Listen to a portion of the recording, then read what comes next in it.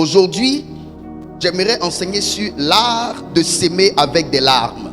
L'art de s'aimer avec des larmes. L'art de s'aimer avec des larmes. Prenez très au sérieux la parole de Dieu, parce que c'est elle qui va changer votre vie. Lorsque vous aspirez à avoir un changement de vie, vous devez vous adresser à la parole de Dieu. Vous devez ouvrir vos cœurs à la parole de Dieu. Ce n'est pas un homme qui va changer vos vies. C'est la parole de Dieu qui va changer votre vie. Elle se charge de vous conduire dans les avenues de la gloire de Dieu pour que vos vies soient métamorphosées. Je vous ai toujours dit que l'église est une école et tous ceux qui viennent dans l'église sont des disciples. Les disciples sont des élèves, des personnes qui s'asseyent au pied d'un maître et qui apprennent. Et quand on apprend, c'est pour appliquer.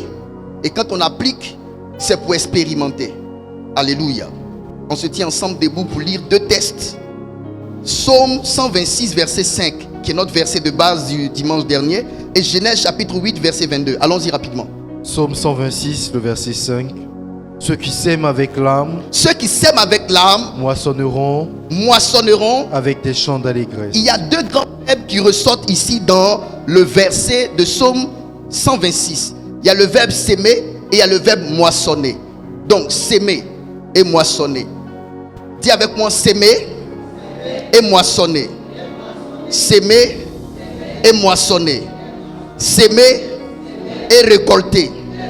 S'aimer et cueillir. Amen. Genèse chapitre 8, verset 22. Genèse chapitre 8, le verset 22, je lis la parole. Tant que la terre subsistera, les semailles et les moissons, le froid et la chaleur, l'été et l'hiver, le jour et la nuit, ne cesseront point.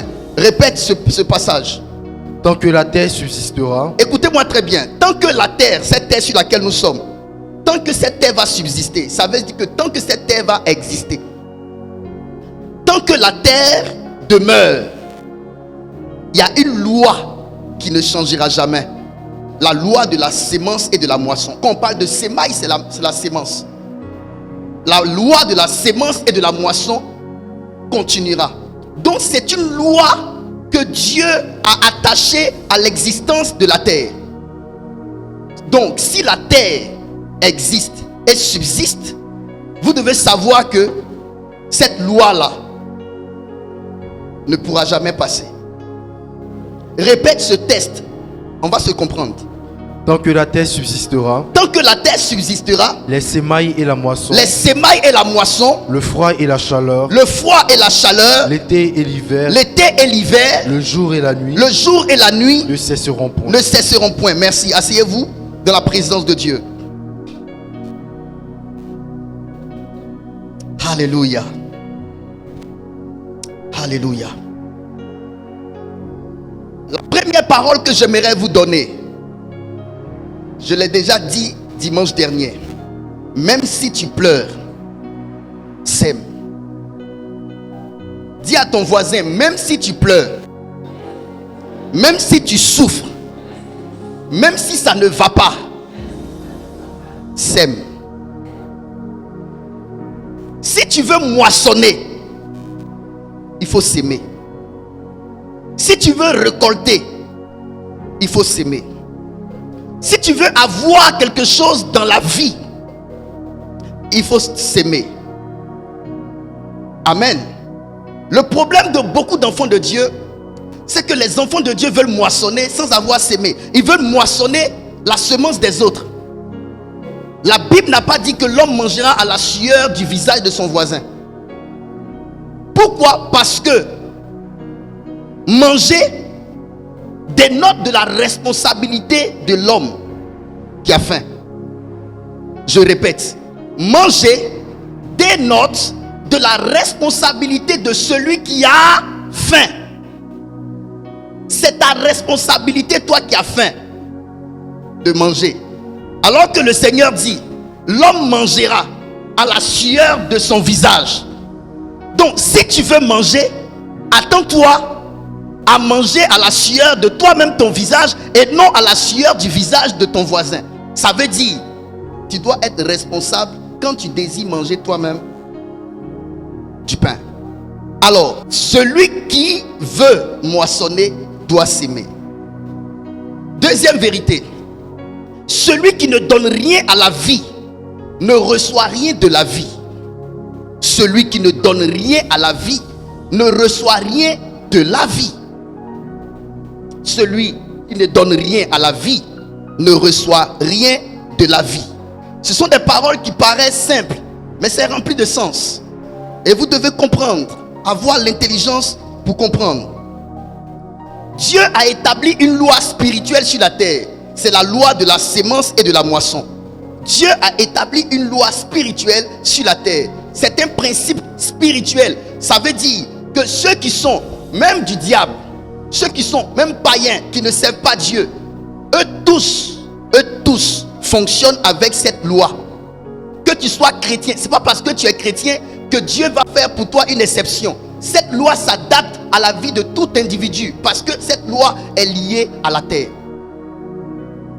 Le chrétien qui vient à l'église, qui adore Dieu, qui ne s'aime pas, ne moissonnera pas. Le païen qui ne va pas à l'église, qui n'adore pas Dieu, s'il s'aime, il moissonnera. Cette loi fonctionne avec tout le monde. Et donc ce n'est pas parce que vous êtes chrétien que Dieu fera pour vous une exception dans cette loi. Cette loi est attachée à la terre. La vie de l'homme commence dans un berceau familial. La vie de l'homme commence dans un berceau familial. La vie de l'homme commence dans un berceau familial. Écrivez ces choses parce que je vais expliquer. La vie de l'homme commence dans un berceau familial. La vie de l'homme commence dans un berceau familial. Dieu qui est au ciel, dans sa façon de concevoir la vie, a décidé que la vie d'un homme commence par un papa, une maman qui se mettent ensemble et font un enfant. Donc la vie d'un enfant commence dans un berceau familial. Vous avez eu un papa et une maman. C'est vrai que souvent nos parents ne sont pas restés ensemble, mais dans le plan de Dieu, la vie de l'homme commence dans un berceau familial. Donc toute ta vie sera décidée à partir de la famille de laquelle tu sors. Que tu le veuilles ou non, ta vie sera décidée à partir de la famille de laquelle tu sors. D'où la responsabilité de papa et de maman. Allons doucement. Je vais vous faire comprendre des vérités. La question qu'on se pose aujourd'hui, c'est que signifie s'aimer? Que signifie s'aimer? C'est la question qu'on se pose. Je vais élargir ce thème et vous allez comprendre beaucoup de choses. Que signifie s'aimer? Que signifie s'aimer? S'aimer signifie investir. S'aimer signifie investir. L'une de mes filles ici allait dans une église. Ils ont enseigné sur s'aimer dans un seul sens. Ça veut dire donner à l'église, faire des offrandes seulement. Non, non, non. S'aimer, ce n'est pas que faire des offrandes. Amen. S'aimer, ce n'est pas que faire des offrandes. Je vais vous faire comprendre l'étendue de ce verbe s'aimer pour que nous puissions avancer. S'aimer veut dire investir. Deuxièmement, s'aimer veut dire planter. Planter. S'aimer veut dire cultiver. Cultiver. Cultiver. S'aimer veut dire travailler. Travailler. S'aimer veut dire instruire. Instruire. S'aimer veut dire étudier. Étudier. S'aimer veut dire apprendre. Apprendre. S'aimer veut dire donner. Donner. S'aimer veut dire également faire des offrandes. Faire des offrandes, des aumônes et des sacrifices. Faire des offrandes, des aumônes et des sacrifices. Amen.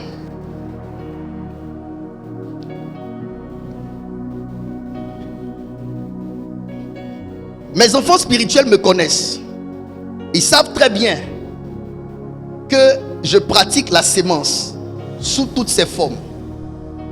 Par la grâce de Dieu, je travaille. J'ai une petite entreprise que je gère. j'ai l'église ici que je gère moi-même. En termes de donner à l'église, devant Dieu, devant le trône de Dieu, je suis un sémeur, je sème. Il y a des pasteurs qui pensent que la parole de Dieu n'est que pour les fidèles. À la parole de Dieu est attachée une promesse. Et la promesse est la part de ceux qui obéissent à la parole de Dieu. Si vous-même vous êtes des pasteurs, que vous ne pratiquez pas la loi de la sémence, vous ne moissonnerez pas. Il y a des pasteurs qui ne font pas offrande. Parce qu'ils pensent que les offrandes du peuple de Dieu, c'est leur argent. C'est un piège. Amen. Pourquoi beaucoup d'entre nous ne sont pas bénis financièrement? C'est à cause de la mauvaise compréhension de la parole de Dieu. Celui qui enseigne la parole de Dieu enseigne d'abord pour lui-même. De sorte que la Bible dit, le souverain sacrificateur qui rentre dans le lieu très saint pour offrir le sacrifice, il offre le sacrifice d'abord pour lui-même ses péchés. D'abord pour lui-même ses péchés. Donc quand je prêche, je dois être le premier à obéir à ce que je prêche. Cela voudrait dire que j'ai foi en ce que je prêche. Si tu n'obéis pas en ce que tu prêches toi-même, tu n'as pas foi en ce que tu prêches. Et si tu n'as pas foi en ce que tu prêches, si les gens à qui tu prêches la parole de Dieu écoutent cette parole et qu'ils obéissent à cette parole parce qu'elle est de Dieu, ils vont réussir et toi tu ne vas pas réussir. Un pasteur disait, j'étais son pasteur adjoint à l'époque, il disait, Dieu bénit de la tête et ça coule sur la barbe et ça atteint le pan de la robe. Et voilà comment il explique. Il dit, Dieu ne peut pas laisser le pasteur qui a la tête pour aller bénir un enfant qui est en bas. Alors que moi j'étais avec lui, j'étais son pasteur adjoint et j'avais commencé à expérimenter des millions et lui n'en avait pas. J'avais commencé à expérimenter ça et lui n'en avait pas. Ce n'est pas une question de tu es au-dessus de quelqu'un, c'est une question de qui obéit à la parole de Dieu. Si tu n'obéis pas, même si c'est toi qui tiens le micro tout le temps, tu seras la personne la plus pauvre qui soit sur la terre. On peut avancer? J'aimerais te parler aujourd'hui. Est-ce que vous avez compris toutes les définitions de s'aimer? J'ai élargi. Maintenant, suivez. On ne peut pas parler de s'aimer sans parler de sémeur, sans parler de sémence et sans parler de terre d'investissement, terre d'ensemencement. Donc quand on parle de s'aimer et de moissonner, on parle de sémeur, on parle de sémence et on parle de terre. Donc écrivez sémeur, sémence, terre. Sémeur, sémence, terre. Celui qui sème est un sémeur. Mais il n'y a pas de sémeur sans sémence. Le sémeur doit avoir entre ses mains une sémence. Et le sémeur doit avoir une terre où s'aimer sa graine pour que finalement il expérimente la moisson. Donc quand on parle de sémeur, on parle de s'aimer et moissonner. Vous devez savoir qu'on a affaire à un sémeur qui a en sa main une sémence et qui a une terre où s'aimer. Dans le domaine agricole, l'agriculteur a une sémence agricole. L'éleveur a les animaux comme sémence. Ceux qui font les poulaillers, les pondeuses vont pondre des œufs. Il entretient les pondeuses. Les pondeuses pondent des œufs. Et quand ils vendent ces œufs, ils moissonnent quoi? De l'argent. Quand ils vendent les pondeuses, ils gagnent de l'argent. Donc, sémeur, sémence, terre. D'accord? Terre. C'est après ça que l'homme maintenant a la moisson. Vous me comprenez? On peut avancer? Est-ce qu'on peut avancer? Enseigner. Un enseignant est un sémeur.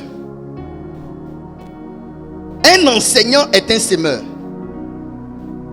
La terre de l'enseignant, c'est le cerveau humain. Je ne sais pas si vous me comprenez. La terre de l'enseignant, c'est le cerveau humain. Il instruit. Et la sémence de l'enseignant, c'est quoi? L'enseignement. Vrai ou faux? Je définis un enseignant pour qu'on se comprenne. Un enseignant est une personne chargée de transmettre des connaissances ou méthodes de raisonnement à autrui, dans le cadre d'une formation spécifique à une matière, un domaine ou une discipline scolaire. Je répète, un enseignant est une personne chargée de transmettre des connaissances. Pour ceux qui veulent écrire, un enseignant est une personne chargée de transmettre des connaissances ou méthodes de raisonnement à autrui, dans le cadre d'une formation spécifique à une matière. Dans le cadre d'une formation spécifique à une matière. Donc, l'enseignant a sa matière à lui. Si c'est quelqu'un qui enseigne les mathématiques, la matière c'est les maths. Il va enseigner les maths à ses élèves.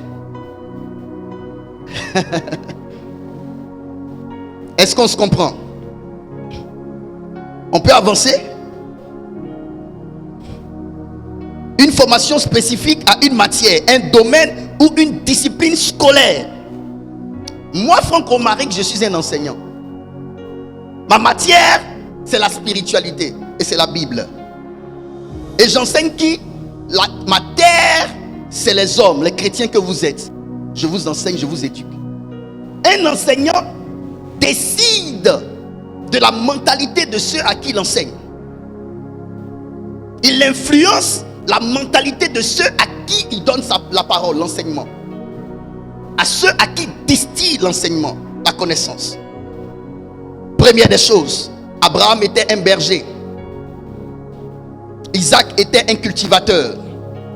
Jacob était également un berger.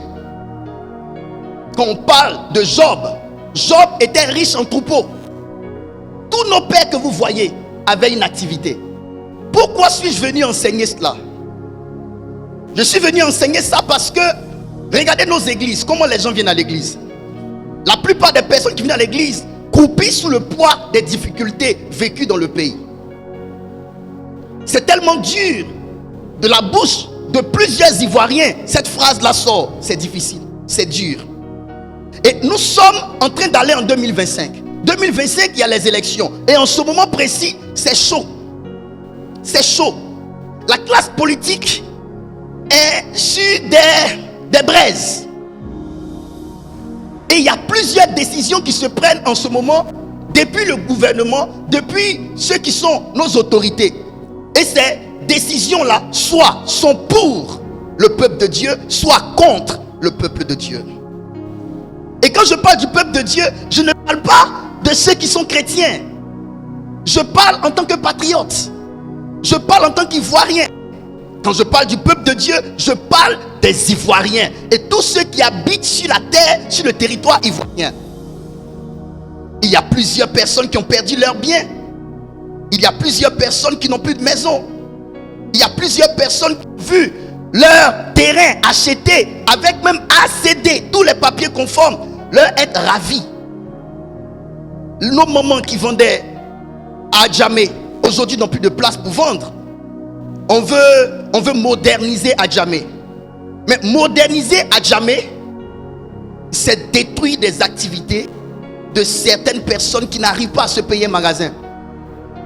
Aujourd'hui, on construit des magasins chers. Et c'est les étrangers qui prennent ces magasins. Parce que nous ne sommes pas pareils. Ceux qui quittent ailleurs, qui viennent se chercher ici, et ceux qui sont ici, n'ont pas les mêmes opportunités. Ils n'ont pas les mêmes forces. Les gens se préparent là-bas pour venir. Nous, on n'a rien ici. C'est notre terre, c'est notre pays, mais on n'a vraiment rien. Nos conditions de vie sont difficiles. Aujourd'hui, des grandes entreprises qui sont en train de procéder par des licenciements. Pourquoi? Parce que ces entreprises estiment que beaucoup d'argent sort et peu rentre. À cause de la mauvaise gestion et à cause des taxes. Mais toutes ces situations constituent des larmes qui versent à tout moment. Et nous-mêmes, dans nos précarés, nos petites vies, nos 5 mètres carrés, papa, maman ou bien jeune garçon vivant en concubinage avec une fille, dans une maison ayant un enfant hors mariage, difficile de tenir la maison, difficile de payer la maison, le loyer. Une maison studio aujourd'hui à Cocody Engrais, mais ça te prend 100 000 francs pour avoir un petit lieu comme ça pour tourner juste sur toi, avec une petite cuisine et un semblant de douche. 100 000 francs. Alors qu'aujourd'hui, nous sommes obligés de prendre ce genre de maison à cause de l'aspect sécuritaire. C'est vrai que quelqu'un dira, il est mieux d'aller te prendre 2 chambres salon à Bobo, loin là-bas, ça sera bien grand peut-être. Mais à cause de l'aspect sécuritaire, on ne peut pas aller quelque part dans un quartier où il y a de l'espace dans la maison. Bon, tout ça dans ce pays, on voit les propriétaires de maisons augmenter le loyer. Des loyers de 70 000 qui montent à 100 000. J'ai parlé de ça dimanche dernier. Mais il y a tellement de situations qui causent des larmes. Autre chose aussi, c'est que nous-mêmes qui sommes enfants de Dieu, nous n'arrivons pas à exiger de nous une discipline à la dure. On n'a rien, mais on cherche femme. Et quand on cherche femme, on enceinte. On ne cherche même pas aussi intelligemment pour dire que il faut chercher, mais pas dans l'esprit d'engrosser.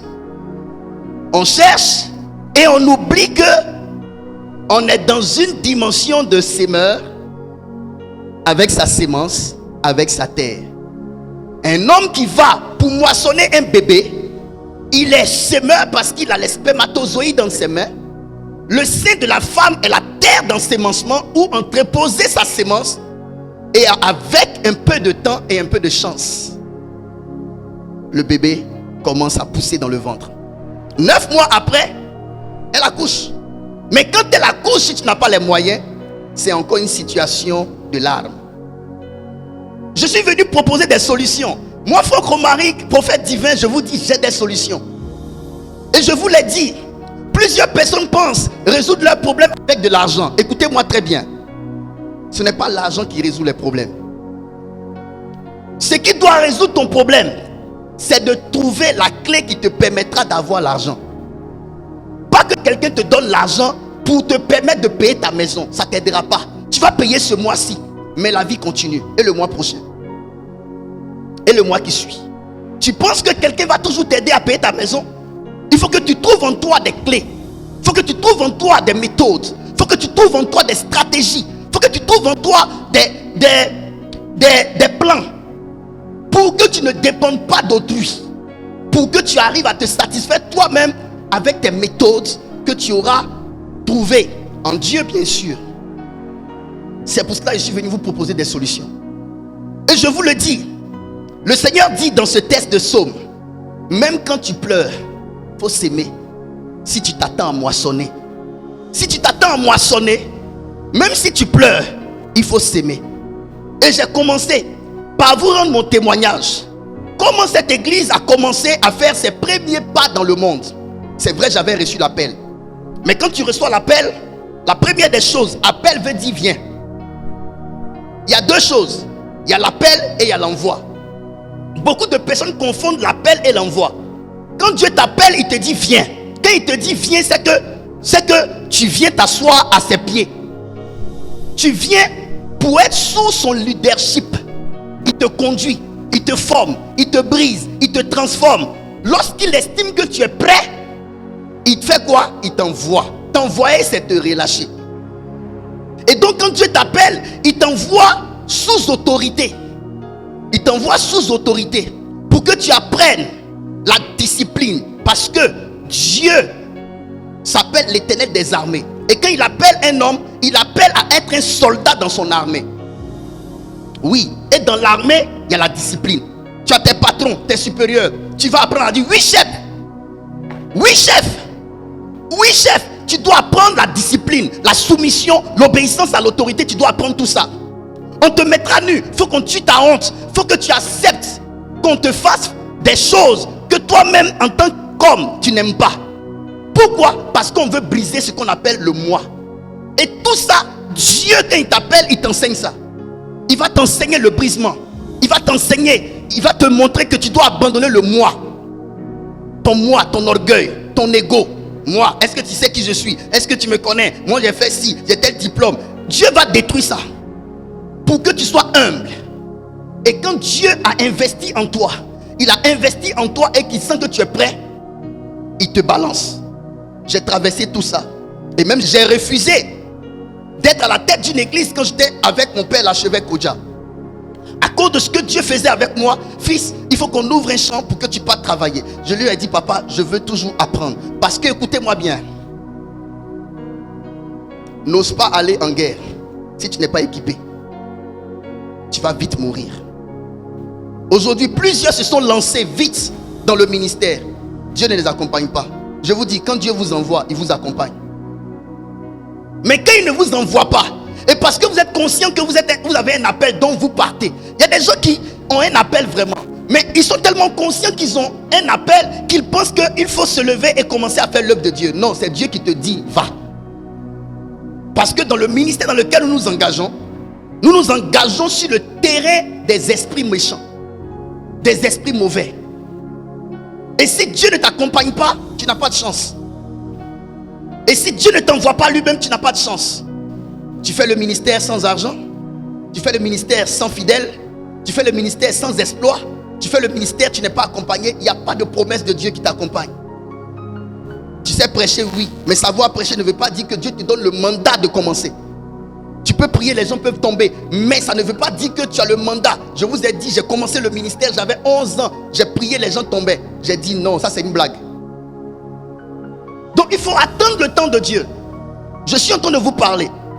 Et quand le temps de Dieu est arrivé pour moi, mais le temps de Dieu était arrivé dans une situation de larmes. Frère, c'était difficile. Comment faire? Je suis là, j'ai mon ministère. Je fais comment? Je n'entends rien de la part de Dieu. Dans une situation chaotique, difficile. Dans cette situation, je ne peux pas prendre une femme pour me mettre dedans. Parce que moi-même, je ne m'en sors pas. Je fais quoi avec une femme?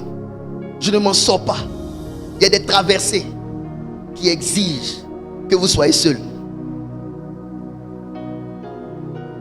Est-ce que vous me comprenez? Il y a des traversées qui exigent que vous soyez seul. Seul. Et le Seigneur m'a dit, étant dans les pleurs, celui qui sème avec l'âme moissonnera avec des chants d'allégresse. Comment tu comprends? Ah, si je sème avec l'âme naturellement, non. Même si tu pleures, sème. Et il m'a dit, qu'est-ce que tu as en main? Vous ne pouvez pas s'aimer si vous n'avez pas découvert votre sémence. Vous ne pouvez pas s'aimer si vous ne découvrez pas en vous une sémence. La sémence, c'est quelque chose que tu as. C'est ce que Élisée a demandé à cette femme. Qu'as-tu chez toi? Le créancier est venu prendre ses 2 enfants pour en faire des esclaves. Elle crie au prophète Élisée. Elle demande quoi? Solution. Le mari est décédé avec des dettes. C'est de l'argent. Cette femme-là crie. À la vérité, elle avait besoin d'argent pour payer ses dettes. Les dettes de son mari. Mais regardez la solution de Élisée. Élisée lui dit, qu'as-tu chez toi? C'est pourquoi je vous dis, votre plus grande souffrance, ce n'est pas le fait que vous soyez en manque. C'est le fait que vous ne sachiez pas votre potentiel interne, votre capacité interne, votre talent à vous, vos dons à l'intérieur de vous. Le Seigneur m'a dit, qu'est-ce que tu as? Je lui ai dit, je sais prêcher. Je peux prier pour les gens. J'ai l'onction, tu m'as donné. Il y avait autour de moi 6 enfants. J'étais assis, j'ai dit non. Il faut que j'investisse en eux. Quand la femme a vu dans sa maison un vase d'huile, elle dit, je n'ai rien du tout qu'un vase d'huile. Le prophète maintenant va lui dire, va dehors. Il faut sortir de ta zone de confort. Va dehors. Il faut briser cet esprit-là que tu as de ne pas être sociable. Tu es trop renfermé sur toi. Sors. Sors de toi-même. Va vers des hommes. Parle. Ça veut dire affronte la honte. Affronte la timidité. Affronte l'orgueil. Parce que souvent par orgueil, tu te vois tellement supérieur que descendre, aller vers des gens, aller leur dire bonjour, c'est humiliant pour toi. C'est te rabaisser. Mon cher, tu vas devoir le faire. C'est ceux qui s'humilient que Dieu élève. Va dehors. Va demander à tes voisins des vases vide. Le problème de beaucoup de personnes, vous cherchez des gens accomplis. Dans le ministère, on cherche des chrétiens qui ont déjà tout. Non. Il faut trouver des vases vides, des chrétiens qui n'ont rien en eux, en qui tu trouves de la place pour investir ce que tu as. Un homme qui est plein déjà ne t'écoutera pas. La plupart des gens qui ont beaucoup d'argent ne vont pas venir dans nos églises ici. Ils iront dans les églises de renom. Ceux qui ont beaucoup d'argent, qui n'ont pas besoin de ton onction, iront là où on va les célébrer. Ils n'ont plus besoin de quelque chose. Ils veulent aller là où on les respecte, on les honore. Il ne faut pas aller prendre ce genre de personnes. Mais la plupart des hommes de Dieu cherchent à avoir des fils spirituels qui ont l'argent. Ils veulent profiter de leur argent. Non. C'est toi qui vas produire en eux le pouvoir de devenir. Quand cet enfant qui a une destinée, qui a un grand appel, qui a une grande lumière, mais qui n'a pas encore expérimenté la bénédiction de Dieu, tu le récupères, tu le prends, tu lui parles de Jésus. 1 an, tu investis Jésus en lui, tu investis Jésus en lui. 2 ans, Dieu ouvre tes yeux. Mon fils, tu vas travailler à la base. L'enfant même ne croit pas. Il ne croit pas. Au bout de 3 ans, c'est à laquelle année que tu as commencé à... 2e année. 2e année, l'enfant qui ne croyait pas en la parole que tu lui as donnée a une opportunité. Et puis il travaille à la base. Même si on dit que cet enfant est ingrat, mais il sait, même l'ingrat reconnaît le bien qu'on lui a fait. Il sait. Il sait seulement qu'il ne veut pas te rendre le témoignage. Il ne veut pas te rendre responsable de ce qu'il est devenu, c'est tout. Quand cet enfant, au bout de 2 ans, devient ce que tu as dit sur lui, au-dedans de lui, il est convaincu de ton appel. Et qu'est-ce qu'il fait? Il te rend ça. S'il est gentil, papa, c'est toi qui as prié pour moi. Je suis ce que je suis. Tiens. Il est dans ta vie, à tes côtés, et il fait quoi maintenant? Il te soutient dans l'œuvre que Dieu t'a donnée. C'est comme ça on fait. On ne va pas vers des vases déjà pleins.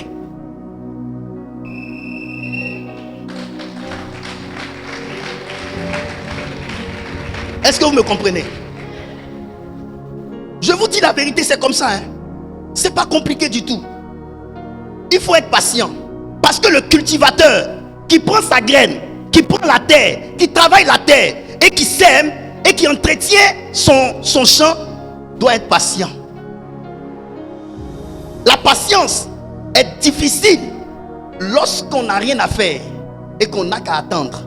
Mais lorsque tu patientes en travaillant ton champ, il est facile pour le cultivateur de patienter. Pourquoi? Parce qu'il patiente dans le travail. Numéro 1, il surveille son champ.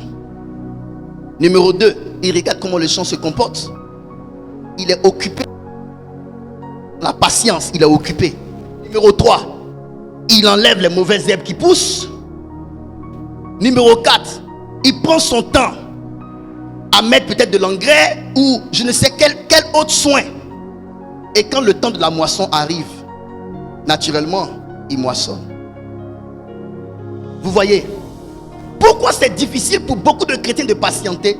Parce que les chrétiens n'ont rien à faire. Ils sont oisifs. C'est l'oisiveté qui empêche la patience. Quand tu es oisif, tu te lèves le matin, tu n'as rien à faire. À midi, rien. Le soir, rien. Tu tournes sur toi-même. C'est difficile de patienter. Mais quand tu es occupé à faire des choses, tout en attendant ton temps, tu es occupé. Donc ça passe vite. Je peux évoluer. Je peux évoluer. J'ai dit que la vie de l'homme commence dans un berceau familial. Proverbe chapitre 22, verset 6. Proverbe chapitre 22, le verset 6, je lis la parole. Instruis l'enfant selon la voie qu'il doit suivre, et quand il sera vieux, il ne s'en détournera pas. Instruis l'enfant selon la voie qu'il doit suivre, et quand il sera vieux, il ne s'en détournera pas. Responsabilité de papa et de maman. La vie, c'est un homme que vous voyez. Ce que vous avez mis au monde là, c'est un homme. Qu'il soit de sexe masculin, de sexe féminin, c'est un homme. D'accord? Et il y a quelque chose que vous devez s'aimer en cet enfant. L'instruction. L'instruction. L'éducation, l'instruction.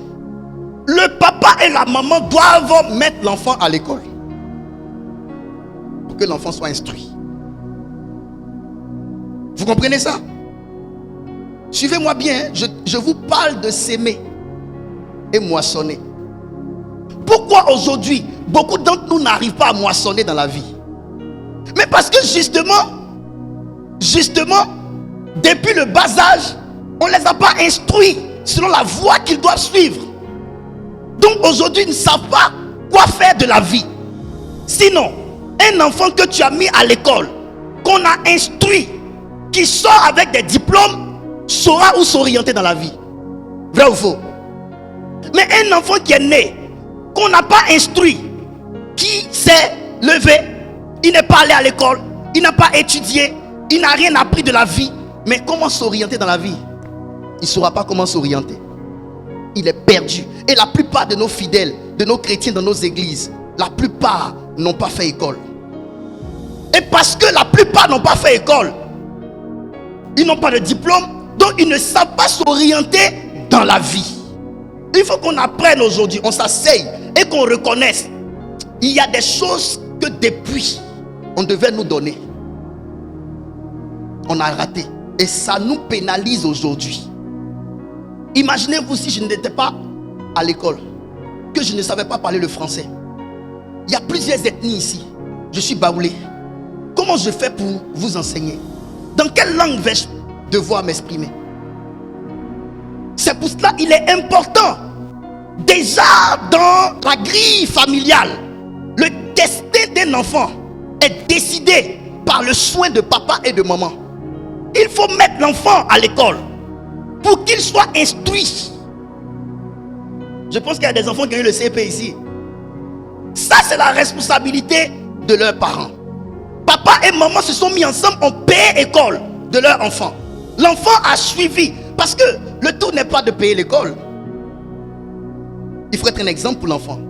Et il faut aider l'enfant à étudier. Dans la maison de M. Kwame, ils ont un répétiteur. Je suis allé là-bas une fois, j'ai vu un répétiteur venir enseigner ma fille. Oh, ça c'est des papas, des mamans conscients de l'avenir de leur enfant. On met tous les soins à leur disposition. Mais ce que vous êtes en train de faire là, c'est ce qui va permettre à vos enfants demain de moissonner dans la vie. Mais vous aussi, c'est un investissement.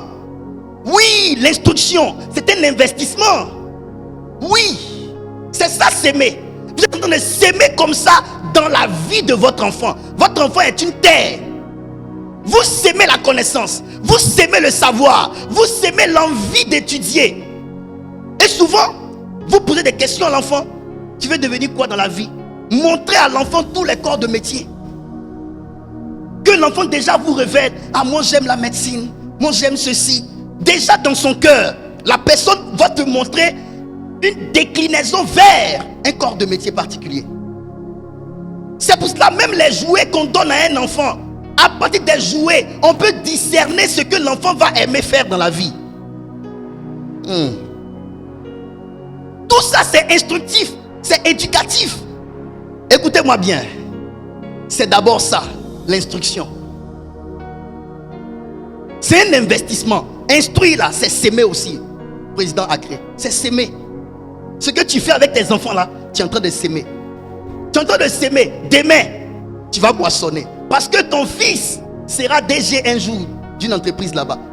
Ta fille sera peut-être pilote quelque part là-bas. Tu n'as pas aimé. Tu n'es pas en train de moissonner. Les enfants viennent à la maison. Quand on dit fête des pères, papa, tu es en train de moissonner. Mais tu as s'aimé. C'est pourquoi tu moissonnes aujourd'hui. Mes parents, c'est intéressant ce que je vous dis. Donc, le chemin de l'école, c'est une plateforme d'investissement dans la destinée de ton enfant. Même si ton enfant n'a pas réussi par le chemin de l'école, prends le chemin des métiers. C'est pourquoi même Jésus avait un métier. Je vous dis, Tout se décide dans la grille familiale. Marc, le chapitre 6, verset 3. Vous voyez comment j'élargis le thème s'aimer? Marc chapitre 6, le verset 3, je lis la parole. N'est-ce pas le charpentier, le fils de Marie, le frère de Jacques, de José, de Jude et de Simon? N'est-ce pas le charpentier? Donc Jésus était reconnu comme étant un charpentier. Regardez-moi bien. Jésus a commencé son ministère à quel âge? À l'âge de 30 ans, il a commencé son ministère. Je vais vous dire une chose. Il y a des ministères qui sont tellement exigeants que Dieu ne veut pas qu'on fasse d'autres choses à part l'œuvre de Dieu. J'aimerais le dire. Pour ne pas être comme certains hommes de Dieu qui attaquent ceux qui sont en plein temps dans l'œuvre de Dieu. Il y a des ministères qui sont tellement exigeants, des appels qui sont tellement exigeants que Dieu ne veut pas que l'homme de Dieu fasse autre chose à part l'œuvre de Dieu. À part ça, si ton ministère n'est pas assez exigeant et que Dieu a fixé le début de ton ministère à un certain âge, le temps, jusqu'à ce que cet âge-là arrive là, tu fais quoi pour te nourrir? Il faut apprendre un métier. Il faut apprendre un métier. Nous aujourd'hui on est établis. Établis qu'on est là, on a des responsabilités énormes. Mais il y a des chrétiens, des hommes de Dieu qui ne sont pas établis. L'œuvre de Dieu c'est un travail, mais tu n'es pas encore établi. Prends ton temps, ton libre temps là, fais quelque chose pour nourrir au moins ton ventre. Occuper de toi. Jésus a appris la charpenterie. Pourquoi? Parce que c'est ce que son père faisait. C'est pourquoi je dis, vous les parents qui avez fait école, votre première responsabilité, c'est d'emmener vos enfants à l'école. Même, je veux saluer certains parents qui n'ont pas eu la chance de faire école, mais qui connaissent la valeur de l'école dans la vie d'un individu. Qui font tout. La maman vend ses beignets, son baka, elle paye l'école de son enfant. Seulement que la plupart du temps, elle n'habite tellement pas dans de bons quartiers que les enfants ne connaissent pas la valeur d'aller à l'école. Ils préfèrent s'amuser. Suivez-moi bien. Si vous banalisez l'école, demain, vous serez lépreux. Vous n'aurez pas de main pour attraper vos ressources parce que vous n'en aurez pas. Ne banalisez pas l'école. Le monde d'aujourd'hui est un monde scientifique. Le monde d'aujourd'hui a été cousu de manière à ce que si tu n'as pas de diplôme, c'est pas sûr que tu puisses avoir une place quelque part. Est-ce que vous savez ça? Je dis la vérité, hein. Je ne mens pas. Je ne mens pas. On peut avancer. Donc Jésus lui-même était charpentier. Il a appris un métier. Et c'est ce métier-là qui lui permettait de faire des tables, de faire des lits, de vendre et de moissonner, d'avoir de l'argent. Jésus maîtrisait quelque chose. À part prêcher, à part prier pour les malades, il y a quelque chose que Jésus savait faire d'autre. Amen. Vous me suivez? Je m'en vais quelque part avec vous. Proverbe chapitre 14, verset 23. Proverbe 14, le verset 23. Tout travail procure l'abondance. Tout travail procure de l'abondance. L'abondance là, c'est la moisson. Mais pour que tu puisses avoir la moisson, il faut que tu travailles. Tout travail procure. Tout travail procure l'abondance, mais les paroles en l'air ne mènent qu'à la disette. Les paroles en l'air ne mènent qu'à la disette. Tout travail procure l'abondance. C'est Dieu qui le dit. Ça veut dire, si tu ne travailles pas, tu n'auras rien.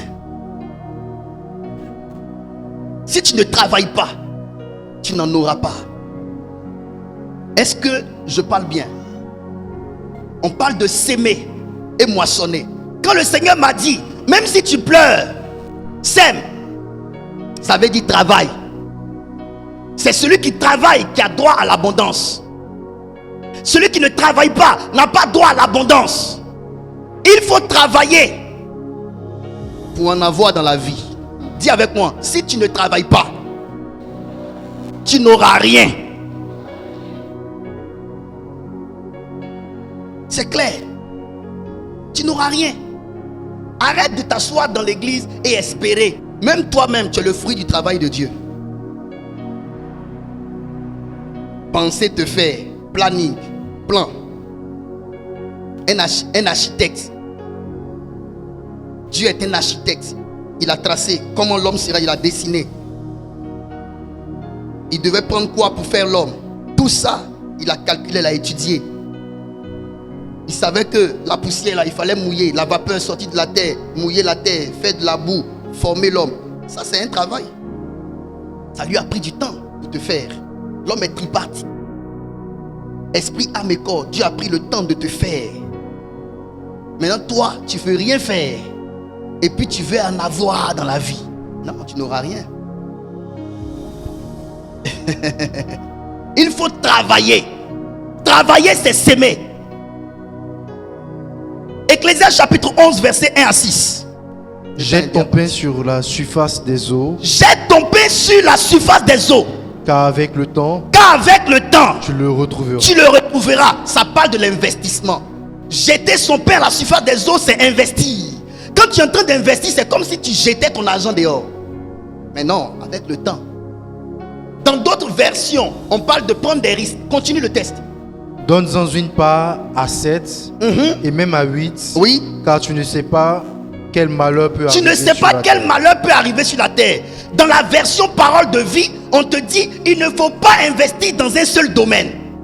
Parce que tu ne sais pas quel malheur peut arriver. Si tu investis seulement que dans un domaine, si le malheur arrive dans ce domaine, tu vas être fauché, tu n'auras pas d'argent.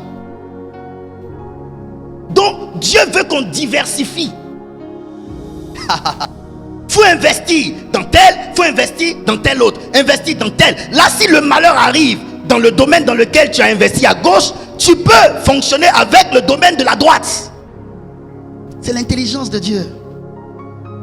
Et quand le Seigneur dit, tu ne sais pas quel malheur peut arriver sur la terre, ça veut dire, malgré le fait que Dieu soit Dieu et qu'il veille ton bien, il t'informe que le malheur peut arriver sur la terre. Donc si le malheur arrive, ne pense pas que c'est un problème personnel que Dieu a avec toi. C'est la spiritualité, les principes de la vie. Le malheur arrive parfois sur la terre. Et c'est pour cela qu'il te donne la sagesse. Pour que tu ne sers pas tes récoltes seulement dans un seul domaine. Il faut diversifier. Tu es dans le domaine de l'immobilier. Si tout ce que tu investis c'est dans le domaine de l'immobilier seulement, si le domaine immobilier connaît un malheur, tu es fauché. Tu as fait quoi pour payer ta maison? Donc le Seigneur voudrait que tu sois un vaste. Ça veut dire, Dieu veut que tu développes plusieurs talents, plusieurs capacités, que tu maîtrises plusieurs choses. À la vérité, Dieu ne veut pas que vous perdiez de temps. Chaque temps que Dieu vous donne, c'est pour apprendre de nouvelles choses. Apprenez de nouvelles choses. Il y a des personnes qui ont été pénalisées comme ça à leur entretien juste à cause de l'anglais qu'ils ne maîtrisaient pas. Et si tu prenais tout ce temps-là pour quand même avoir une base en anglais, ça pouvait t'aider. Il ne faut pas rester comme ça, ne rien faire. Souvent vous asseyez, vous pensez que vous êtes déjà accompli, vous attendez qu'on vous donne tout. Non. Vous devez travailler à performer votre cerveau. Moi, je ne dors pas, j'étudie. Avoir un appel ne suffit pas pour être un succès sur la terre. Il faut avoir un appel brillant. Il faut être un homme de Dieu charismatique. J'étudie, je bosse. Je suis clean dans ma façon d'enseigner. Je suis pointu dans ma façon de ministrer. Je ne joue pas, je travaille. Je travaille sérieusement, mes chers parents. Et ça, vous devez écouter et comprendre cela aujourd'hui. Il faut investir. Investir, c'est s'aimer. Jette ton pain à la surface des eaux, car avec le temps, tu le retrouveras. Mets-en une part ici, mets-en une part là-bas, parce que tu ne sais pas quel malheur peut arriver sur la terre. On ne sait jamais. Il ne faut pas serrer tout mon argent, tout mon investissement dans un seul domaine. Et si le malheur arrive dans ce domaine? Actuellement, le secteur immobilier est un peu attaqué. Pourquoi? À cause des casses. À cause de ce qu'on récupère les terrains. Donc les gens ont peur même d'investir dans le milieu, d'acheter des terrains. On ne sait pas si l'État va mettre les yeux dessus. Donc les gens ont quand même un peu peur. Et si c'est là-bas seulement que toi tu investis, que tu ne diversifies pas, tu fais comment si le malheur arrive? quand un gouvernement vient au pouvoir, le gouvernement qui vient au pouvoir est favorable à un certain domaine d'activité. Vous savez ça, non? Souvent, il y a un chef d'État qui vient et puis il est favorable à tout ce qui est immobilier. Donc du coup, l'immobilier, c'est ce qui marche. À deux fois aussi, c'est dans le domaine agricole. Autant de Gbagbo ici, excusez-moi, c'est pas pour être politicien, autant de Koudou Laurent Gbagbo ici, vous voyez que les planteurs aimaient faire des plantations. Pourquoi? Parce que le prix du kilo de cacao, non mais dis donc tout le monde investissait dans les VA, dans le cacao. Mais quand ils ont baissé les prix, aujourd'hui, les gens veulent vendre leurs plantations. Donc chaque gouvernement qui arrive est favorable à un secteur d'activité. Et quand ce gouvernement est favorable à ce secteur d'activité, tout le monde s'en va là-bas. Et donc, à cause de la déclinaison du cœur de ceux qui sont au pouvoir, le malheur peut arriver dans un domaine. Ceux qui étaient comme ça avant, à cause du secteur agricole, cacao, café, EVA, parce que le pouvoir favorisait leur montée, mais c'était le bonheur pour eux et c'était le malheur pour certaines activités qui étaient en baisse. Mais aujourd'hui, le secteur immobilier est comme ça en hausse. Il y a deux choses. Moi, je vous le dis. En tout cas, j'ai mis ça dans deux groupes. Ceux qui moissonnent par le chemin de l'école, sortir, avoir un diplôme et puis travailler. À côté de cela, il y a les entrepreneurs. Vous comprenez ça? Est-ce que vous comprenez? À côté de ça, il y a des entrepreneurs. Un entrepreneur est une personne qui agit en toute indépendance et qui est responsable de ses actes. Un entrepreneur est une personne qui agit en toute indépendance et qui est responsable de ses actes. Il n'est pas placé sous la subordination juridique d'une autre personne. Il n'est pas placé sous la subordination juridique d'une autre personne. C'est ce qui le distingue d'un salarié. Il n'est pas placé sous la subordination juridique d'une autre personne. Il n'est pas soumis à quelqu'un. D'accord? C'est ce qui le distingue d'un salarié. J'ai classé ça en deux groupes, les entrepreneurs et les salariés. Les salariés sont des personnes qui travaillent au terme d'un contrat pour une autre entité résidente en échange d'un salaire. Les salariés sont des personnes qui travaillent au terme d'un contrat pour une autre entité résidente en échange d'un salaire ou d'une rétribution équivalente avec un lien de subordination. Un lien de subordination. Subordination, c'est le fait d'être soumis à une autorité, une dépendance. D'accord? Quand on parle de subordination, retenez ça à partir d'aujourd'hui.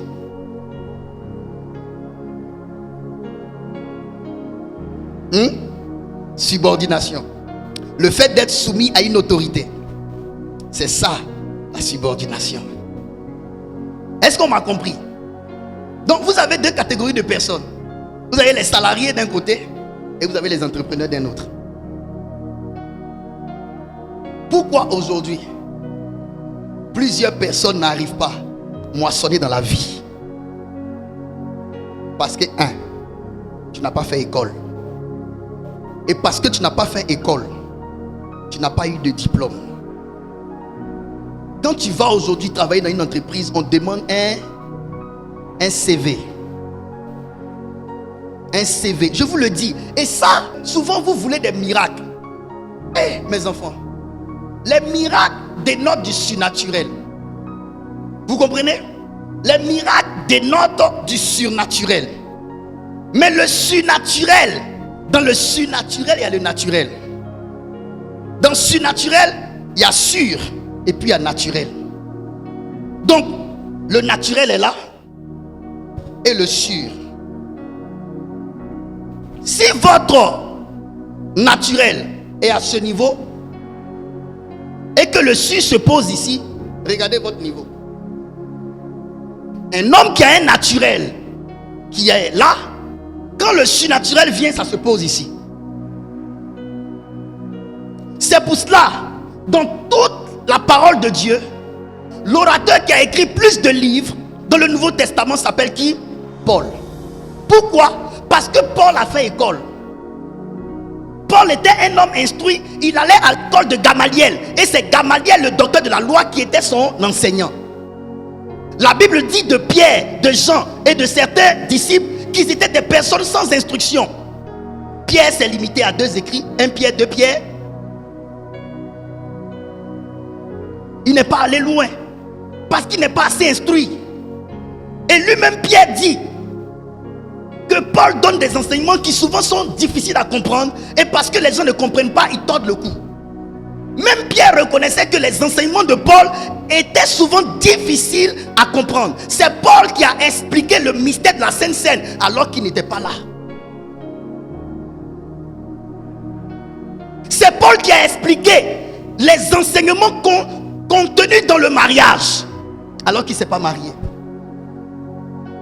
Comment Paul peut avoir une intelligence pour débattre sur le mariage alors que lui-même n'a pas été marié? Il y a des gens mariés qui n'ont aucune notion du mariage, qui ne peuvent pas l'enseigner. Mais il y a des personnes qui n'ont pas été mariées, mais qui ont reçu le mandat de Dieu. L'intelligence est guisée selon les perspectives du royaume. Attention.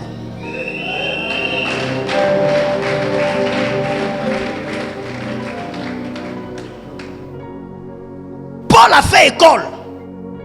Paul avait le vocabulaire pour expliquer ce que ses yeux spirituels voyaient. Là où Pierre n'avait pas le vocabulaire pour expliquer, Paul avait le vocabulaire. Souvent, tu sais ce que tu veux dire, mais tu n'as pas le langage, le français, les mots ne viennent pas. Quand vous voyez les gens, ils parlent et puis ils cherchent le mot, mais ce qui n'est pas dedans ne ressort pas. Tellement que tu n'as pas de mots, mon ami, tu n'étudies pas. Tu ne te cultives pas. Tu ne lis même pas la Bible. Tu ne lis même pas des romans. Tu ne lis pas les livres pour avoir de nouveaux mots. Tu n'as pas de vocabulaire. Tu n'es pas éclairé. Tu n'as pas la connaissance. Je parle bien. Je vous dis une chose. Je ne vous dis pas d'être instruit pour forcément travailler à la présidence. Mais je dis, soyez instruit pour qu'on puisse dire que vous êtes civilisé. Parce qu'on est dans un pays civilisé. Quand tu es instruit, même si tu ne travailles pas, mais tu es au moins instruit, au moins on sait que tu as un bagage. Oh, ma vie est difficile. Je n'arrive pas à trouver du travail. Je n'arrive pas à trouver du travail. Je n'arrive pas à trouver du travail. Tu n'arrives pas souvent à trouver du travail parce que tu n'as pas ce qu'il faut pour être là où tu veux travailler. Là où on peut avoir besoin de toi. Je vous dis, le pays dans lequel nous sommes aujourd'hui, ne vous attendez pas à ce que les gouvernements vous facilitent la tâche. Le pays est très endetté actuellement. C'est-à-dire que même si demain, c'est un autre président qui vient, on va toujours continuer avec le pays difficile là. On va toujours continuer avec ça pendant un bon temps avant que les choses soient souples. Vous comprenez ça? C'est pourquoi aujourd'hui, tu ne peux pas te réjouir avec un petit salaire de 80 000. Ma fille, il faut booster ton niveau d'intelligence. Il faut booster ton niveau de savoir. Moi, j'aimerais vous dire une chose. Vous pouvez développer des choses en vous aujourd'hui même. Vous pouvez.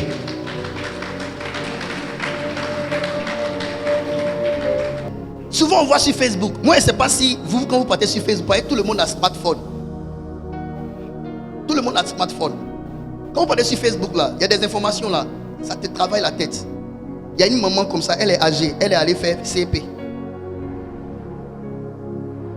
Elle est allée faire CEP. Elle est âgée, elle est allée faire CEP.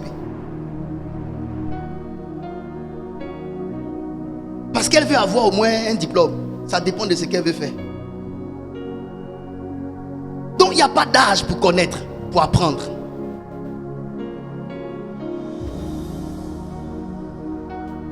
Thessaloniciens chapitre 3 versets 6 à 13. Je lis la parole. Nous vous recommandons, frères. Nous vous recommandons, frères. Au nom de notre Seigneur Jésus-Christ. Au nom de notre Seigneur Jésus-Christ. De vous éloigner de tout frère qui vit dans le désordre.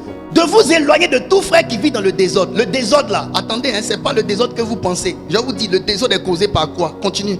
Et non selon les instructions que vous avez reçues de nous. Très bien. Vous savez vous-même comment il faut nous imiter. Comment il faut nous imiter? Car nous n'avons pas vécu parmi vous dans le désordre. Car Car nous n'avons pas vécu parmi vous dans le désordre. Ce sont les apôtres qui parlent comme ça. Continue. Nous n'avons mangé gratuitement le pain de personne. On n'a pas mangé gratuitement le pain de quelqu'un. On est apôtre. On est apôtre de Jésus-Christ. On est allé en mission chez les Thessaloniciens. Mais on veut vous dire qu'on n'a pas mangé gratuitement le pain de quelqu'un. Ça veut dire, si on a mangé, on a payé. Qu'est-ce que cela voudrait dire? Les apôtres de Jésus-Christ travaillaient. Pour donner un exemple aux chrétiens, ils ont préféré payer eux-mêmes leur pain pour manger. Parce que l'église de Thessalonique avait pour réputation de ne pas travailler. Des fainéants, ils n'aimaient pas travailler. Donc, eux, pour leur donner un exemple, nous-mêmes, on est hommes de Dieu. On va payer pour manger, pour montrer aux autres là, que dans la vie, là, il faut payer pour manger. Il ne faut pas attendre de manger pour les autres. Gratuitement, il faut payer. Vas-y.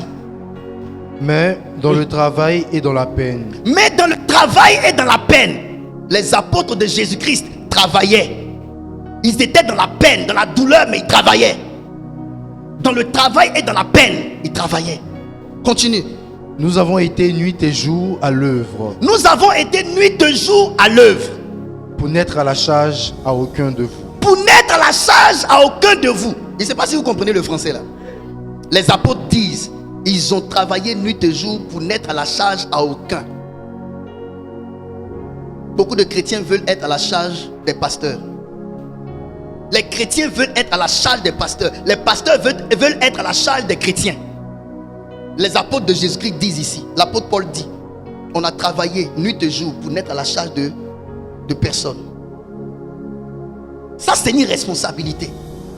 Continue. Ce n'est pas que nous n'ennuisions le droit.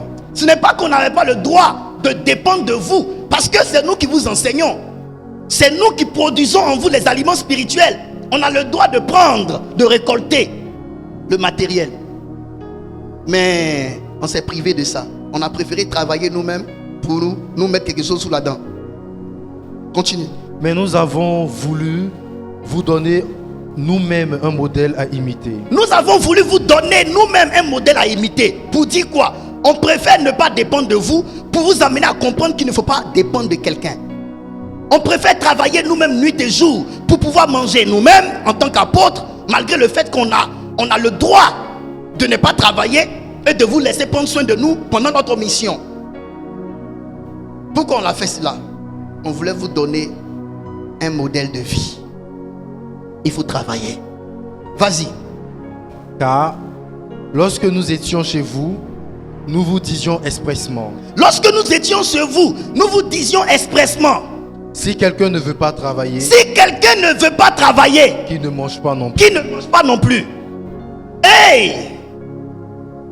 Si quelqu'un ne veut pas travailler, qu'il ne mange pas non plus. Ça veut dire, manger est attaché à travailler. Celui qui ne travaille pas, il ne mange pas. Maintenant, pourquoi tu te plains que tu ne manges pas alors que tu ne te plains pas que tu ne travailles pas?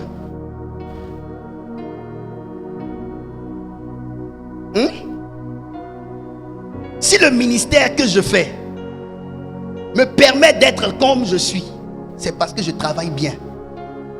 Moi là, je prends du temps pour prier pour mes enfants spirituels. Dieu m'est témoin. J'ai mes temps de jeûne pour mes fils spirituels.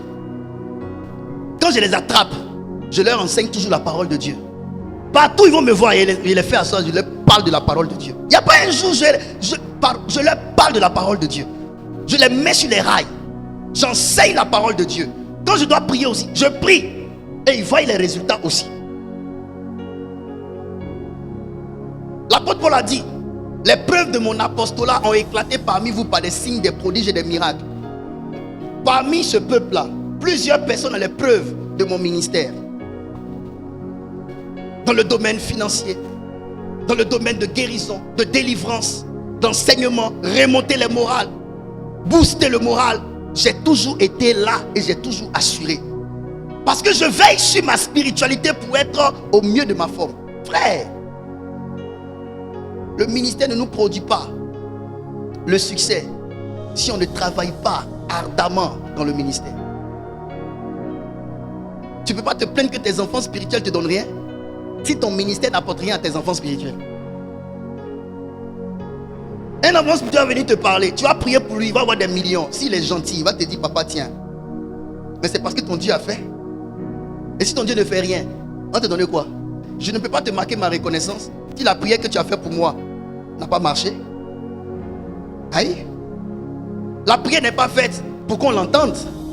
La prière est faite pour que ça soit exaucé. C'est ça qui fatigue souvent mes enfants spirituels. Et ils veulent entendre ce que je prie. Pour se dire que papa a prié des... Seigneur, je te prie pour mon enfant. Dès que je déclare, souvent c'est beaucoup de bruit. Mais c'est vide.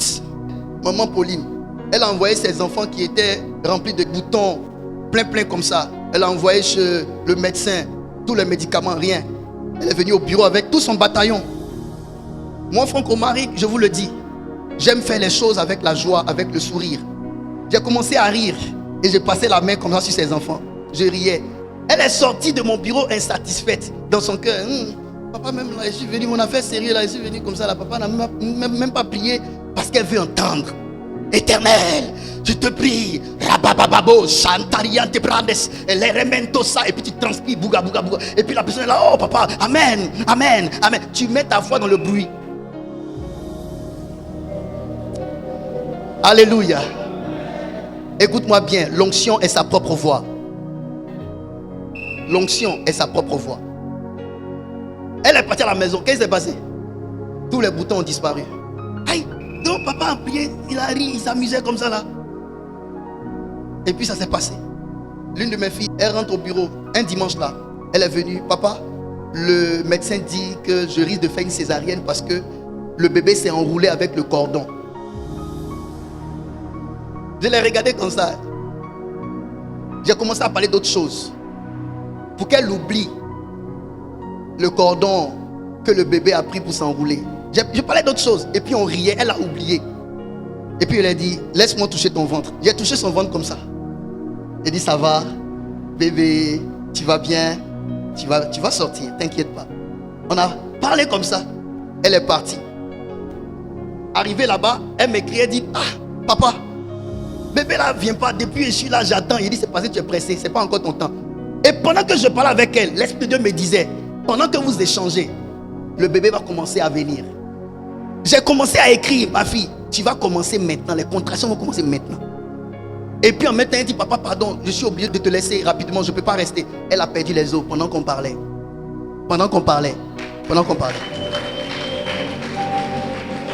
Elle a perdu les os. Après, je vois, elle m'envoie un bébé. Il lui a demandé, et le cordon? Elle dit, Dieu a fait.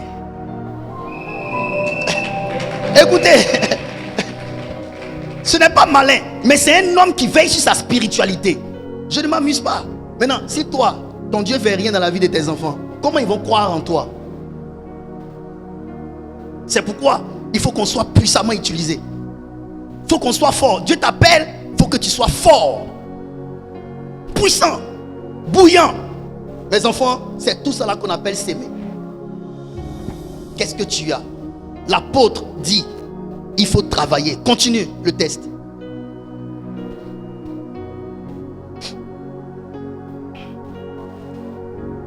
Car lorsque nous étions chez vous, nous vous disions expressément, si quelqu'un ne veut pas travailler, qu'il ne mange pas non plus. Nous apprenons cependant qu'il y en a parmi vous quelques-uns qui vivent dans le désordre, qui ne travaillent pas, mais qui s'occupent de futilité. C'est clair, quand vous ne travaillez pas, vous allez vous occuper de futilité. J'aimerais vous dire une chose. Il y a des péchés qu'on arrête parce qu'on est occupé à travailler.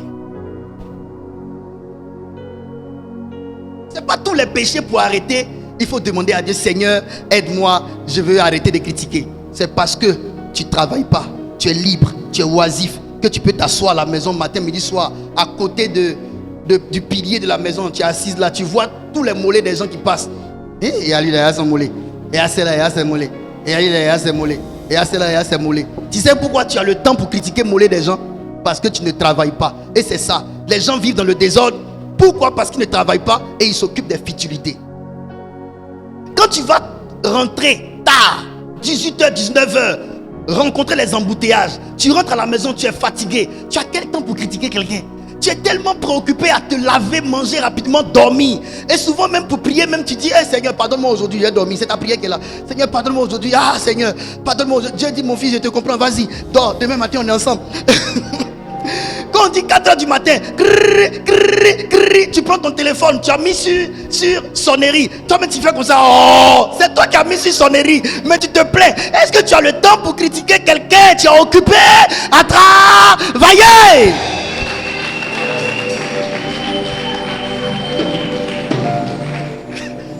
Mais toi, ta petite marmite en bas brûlée, toujours tu es à côté de cette marmite en bas brûlée là.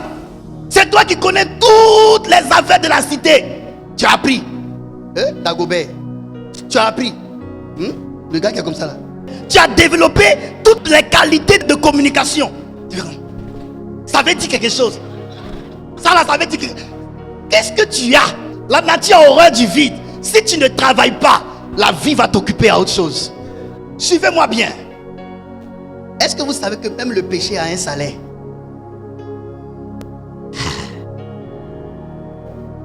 J'ai dit, la vie que vous voyez, on paye tout le monde. Souvent, c'est le salaire que tu n'aimes pas qu'on te donne, ça coûte ça. Sinon, chacun est payé. Celui qui travaille a droit à un salaire. Celui qui ne travaille pas a droit aussi à un salaire.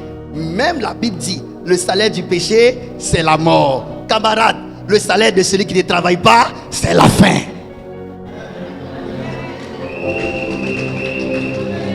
Acclame bien, ça là.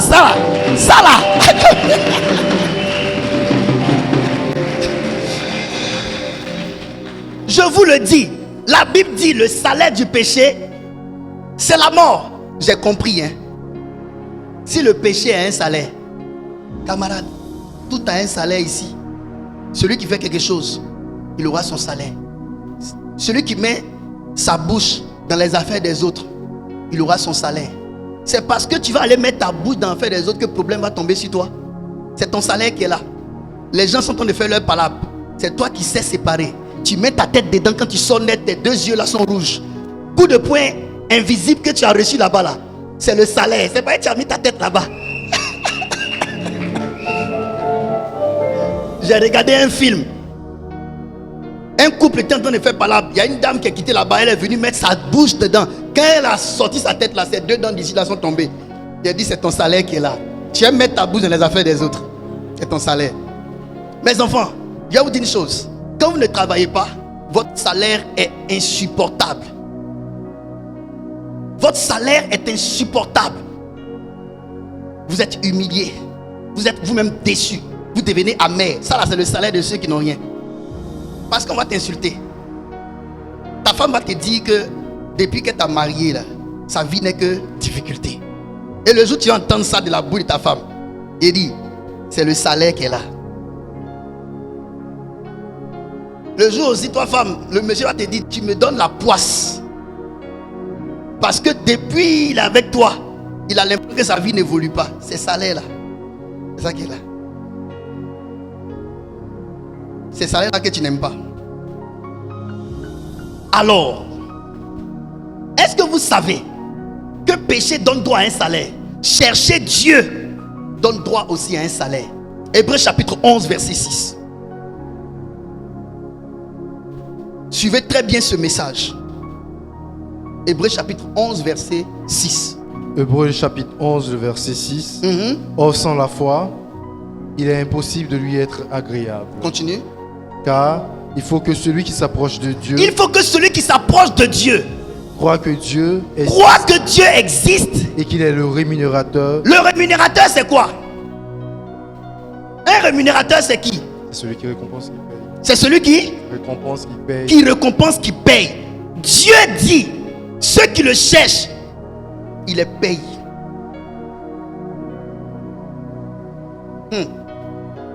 Dieu paye ceux qui le cherchent. Ah, venir à l'église, ah, c'est une corvée, c'est difficile, je gagne quoi dedans? Dieu dit, il récompense, il paye ceux qui le cherchent. Relis mon fils, ils vont bien comprendre. Sauf si ils ne croient pas à la parole de Dieu. Or sans la foi, il est impossible de lui être agréable. Sans la foi, il est impossible de lui être agréable. Ça veut dire, tu n'es pas agréable à Dieu si tu n'as pas foi en Dieu. Dieu doit regarder dans ton cœur. Il doit voir la foi dans ton cœur. Quand vous venez dans la maison de Dieu, c'est la foi qui doit vous guider.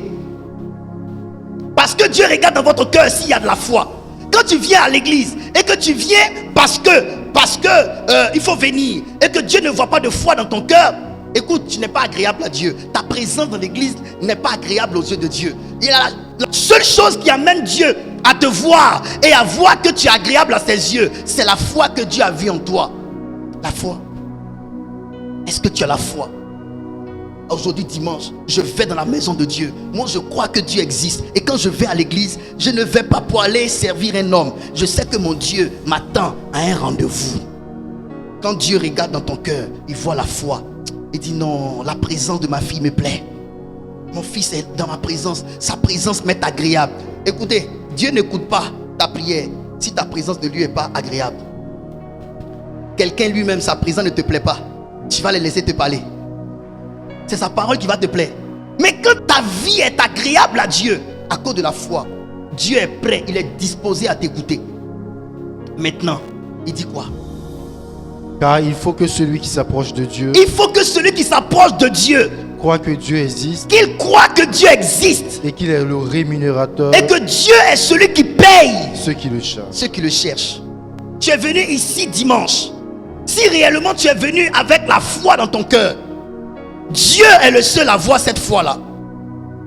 Tu ne peux pas tromper Dieu. Non. S'il y a de la foi dans ton cœur, Dieu va voir. Et si Dieu voit la foi dans ton cœur, ta vie lui sera agréable. Il y a des gens qui viennent à l'église mais sont préoccupés. Ils ne croient pas en Dieu. Tu es préoccupé par quoi? Tu ne peux pas être préoccupé par ta situation pendant que celui qui règle toute situation, tu es dans sa présence. C'est pourquoi Assuérus a regardé sa femme Esther. Il regarde sa femme. Sa femme semblait préoccupée. Il dit à sa femme, mais qu'est-ce que tu as? Dis-moi ce que tu as. Et il lui dit, même si c'est la moitié du royaume, je vais te donner. Pour dire que tu n'as pas besoin d'être triste. Tu n'as pas besoin d'être préoccupé. Je suis capable de te donner même la moitié de mon royaume. Comment tu peux être dans la présence de Dieu et être préoccupé en même temps? Comment tu peux être dans la présence glorieuse de Dieu? On est ici là. Le Seigneur est ici. Son nom est invoqué. Il dit, je suis là où mon nom est invoqué. Dieu est ici par son omniprésence. Dieu est ici par sa puissance. Dieu est ici. Ah oui. Moi, chaque samedi, je fais mes prières. Le dimanche matin, je dis, je m'en vais. Et je sais qu'aujourd'hui, tu vas rajouter sur ma grâce. Je sais qu'aujourd'hui tu vas rajouter sur ma bénédiction. C'est pourquoi quand je viens, je prends mon temps pour bien prêcher. Parce qu'il faut que je fasse bien mon travail pour que celui qui m'a mandaté me paye bien. Tu sais quoi? Il y a des gens qui font ton travail et puis tu es content de les payer. Juste quand tu mets Guassou, tellement ils ont bien fait. Mais tu confies un travail à quelqu'un et puis il fait ça mal. Pour lui payer même son argent, tu bavardes dessus. Tu fais mal mon travail puis tu veux que je te paye. Tu es venu à l'église là, il faut bien prier. Tu es venu à l'église là, il faut bien préparer ton offrande. Tu es venu à l'église là, il faut bien te disposer. Tu es venu à l'église là, il faut te concentrer. Dieu est là. Tes pensées qui se promènent là, ça se promène pour aller où? Dieu voit. Dieu voit. Je vous ai dit, l'homme c'est ses pensées. L'homme c'est pas votre corps qui est là. L'homme ce sont ses pensées. Quand on est en train de prêcher, on est en train de faire l'œuvre de Dieu. Toi tu es assis comme ça. Tu sais toi-même que tes pensées sont déconnectées de ce qui se passe ici. Ça veut dire que si Dieu veut révéler ici où tu es, tu serais peut-être dans ton lieu de travail. Tu serais peut-être à la maison chez toi. Tu n'es pas du tout ici. Mais quand tu n'es pas ici, tout ce qui se fait ici n'est pas ta part. Concentre-toi sur Dieu ici. Mets ton esprit sur Dieu.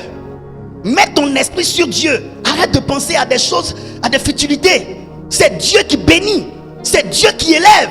C'est Dieu qui honore. C'est Dieu qui établit. C'est Dieu qui positionne. Il a dit dans sa parole. Il a dit dans sa parole. Si l'Éternel ne bâtit, celui qui bâtit, bâtit en vain. Si ce n'est pas Dieu qui bâtit la maison, Ceux qui la bâtissent en vain. Tu peux avoir toute l'envie de devenir grand. Si Dieu s'oppose à ça, tu vas beau faire, tu ne vas pas devenir grand. C'est Dieu qui établit. C'est Dieu qui établit.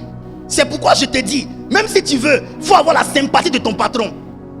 Il faut donner tout ton argent à ton patron. C'est bien de faire des offrandes, des dons aux supérieurs. Mais je te dis, ils vont bouffer ton argent, te laisser à ta même position si Dieu n'est pas ton supérieur. Aïe! Oh, oh, oh. Tu penses que tu es en train de gagner. En temps, ils sont en train de gagner sur toi.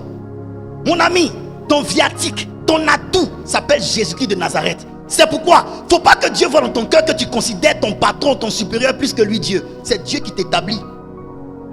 La position que tu as, c'est Dieu qui te l'a donnée. Si tu veux maintenant respecter ton patron plus que ton Dieu, tu déshonores ton Dieu, fais plaisir à ton patron, tu vas savoir que la position ne vient pas d'un homme. Il faut que Dieu ait pensé à un homme pour que l'homme pense à l'homme. Je suis prophète. Hein? Je vous prophétise ici ce matin. Gare à vous si vous oubliez l'Éternel. Demandez à Élie le sacrificateur. Dieu est venu lui dire, d'où vient le fait que tu honores plus tes fils que moi ton Dieu? Moi ton Dieu. Tes fils déconnent, tu ne peux pas leur faire des reproches. Tu les honores plus que moi Dieu. Dieu a envoyé la mort. Élie le sacrificateur s'est levé, bonjour. Le malheur est venu, il est mort. Vous jouez à Dieu. Si Dieu n'a pas décidé de t'établir, il faut te rouler à gauche, à droite. Même avec tes diplômes, tu n'iras pas quelque part. C'est là que tu vas voir dans la vie. Des gens qui n'ont pas un grand diplôme occupent les grands postes. Et ceux qui ont les grands diplômes marchent à la traîne. C'est Dieu qui établit. Attention. Le président de la République n'est pas forcément la personne la plus diplômée dans le pays. C'est le choix de Dieu qui a fait de lui ce qu'il est. Croyez en l'élection de Dieu. Croyez au Dieu qui, dans son conseil, décide de vous positionner. Croyez en Dieu. C'est pourquoi j'aimerais te dire, arrête d'avoir les yeux rivés sur ton supérieur. Parce que tu penses qu'il faut que ça soit lui pour que tu sois quelque chose. Si Dieu n'est pas avec toi, qui sera pour toi? Si Dieu n'est pas avec toi, qui sera pour toi? Aujourd'hui, tu es en train de croire en l'homme plus que Dieu. Aujourd'hui, tu es en train de croire en l'homme plus que ton Dieu.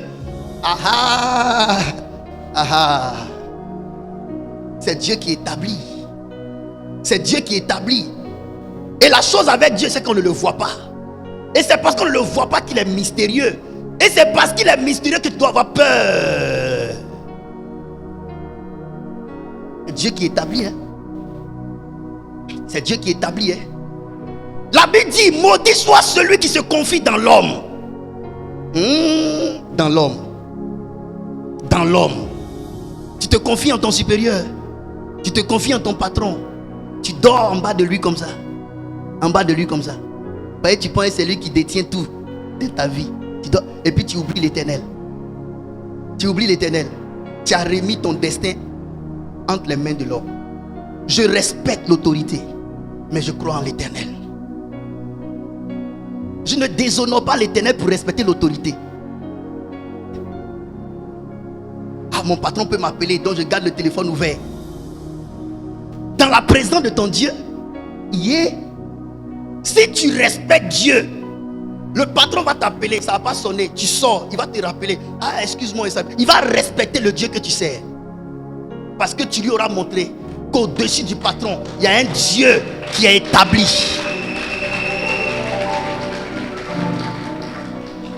Vous devez avoir des normes en vous.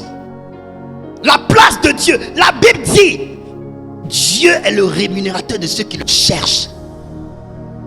Il est celui qui paye ceux qui le cherchent. Je vous dis toujours ici, je ne badine pas avec mon affaire de Dieu. Dieu d'abord. Dieu récompense. J'aimerais le dire, Dieu récompense. Vous me voyez? Je fais tout ce qui concerne mon Dieu soigneusement. Je m'habille bien pour prêcher. Mon offrande est toujours dans une enveloppe bien scellée, respectée. Tout ce que je fais pour Dieu, je le fais avec beaucoup de respect. Parce que le Seigneur dit, honore l'Éternel avec tes biens. Dieu doit voir l'honneur. Il ne doit pas voir que l'offrande, l'honneur dedans. On peut donner à quelqu'un sans l'honorer? Où as-tu mis ton cœur? C'est Dieu qui a ton destin entre ses mains. Ce n'est pas un homme. Ce n'est pas un homme. Quand vous voyez un homme comme Joseph, un Hébreu, se retrouver être le premier ministre en Égypte, si ce n'est pas Dieu, ça sera qui? C'est Dieu qui va faire que tu seras quelque part que tu ne mérites même pas. Et te le dire, ce n'est pas te choquer, c'est de te remettre sur les rails. Croyez en l'Éternel. Croyez en l'Éternel. Ne confiez pas vos vies à un homme. Ne mettez pas votre étoile entre les mains d'un supérieur. Un supérieur, c'est Dieu qui l'a établi là. Le jour où Dieu ne le veut plus, on l'enlève. On ne vous a pas dit de déshonorer les gens, de leur manquer de respect, mais on vous a dit, faites en sorte que Dieu ne se sente pas déshonoré à cause de votre honneur que vous donnez aux hommes. Tu vas mettre ta vie entre la main d'un homme, pourquoi?